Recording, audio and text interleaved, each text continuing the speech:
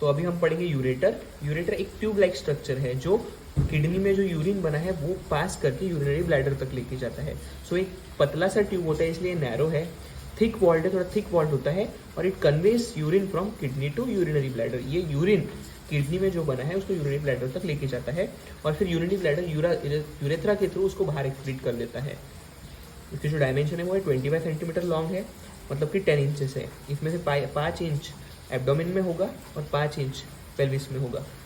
इसका जो कोर्स है वो है कि रीनल पेल्विस ऑफ किडनी से शुरू होता है और ट्राइगॉन ऑफ यूरिनरी ब्लैडर तक जाता है। ये कहाँ से कहाँ तक जाता है? जो यूरेटर जो है वो रीनल पेल्विस ऑफ किडनी से शुरू होकर ट्राइगॉन ऑफ यूरिनरी ब्लैडर तक जाता है। इसके हम बहुत इंपॉर्टेंट नॉर्मल कंस्ट्रिक्शन पढ़ेंगे जो कि एक एसएक्यू का टॉपिक है। यहाँ से एक एसएक्यू आता है। सो यूरेटर के 5 कंस्ट्रिक्शन होते हैं, मतलब 5 जगह पे वो कंस्ट्रिक्ट होता है। तो फर्स्ट कंस्ट्रिक्शन है एट पेल्वी यूरेटिक जंक्शन, मतलब एक कंस्ट्रिक्शन वहाँ होगा जहाँ से यूरेटर निकलेगा, क्योंकि वो रीनल पेल्विस से निकलता है और यूरेटर में कंटिन्यू होता है। सो पहला कंस्ट्रिक्शन है पेल्वी यूरेटिक जंक्शन पे। उसके बाद जो इसका कंस्ट्रिक्शन है वो है क्रॉसिंग द पेल्विक ब्रिम।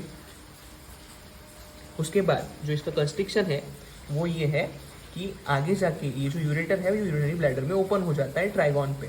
तो इसका थर्ड कंस्ट्रिक्शन है crossing of ureter by ductus deferens. Ductus deferens को ये क्रॉस होके कहाँ जाता है? यूरिनरी ब्लैडर में जाता है।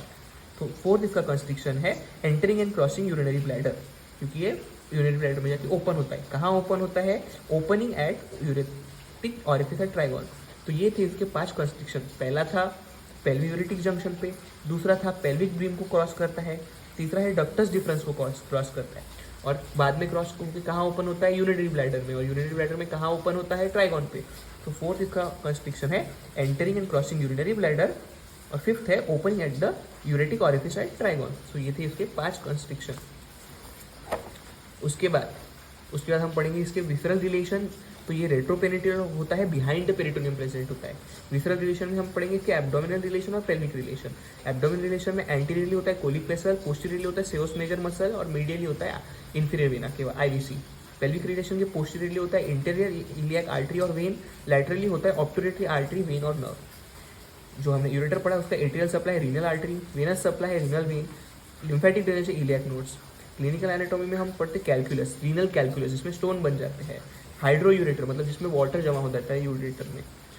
तो ये था यूरेटर। ये सारे स्कैन नोट्स आपको हमारे टेलीग्राम चैनल पे मिल जाएंगे, जिसका लिंक हमने डिस्क्रिप्शन बॉक्स में दे दिया है।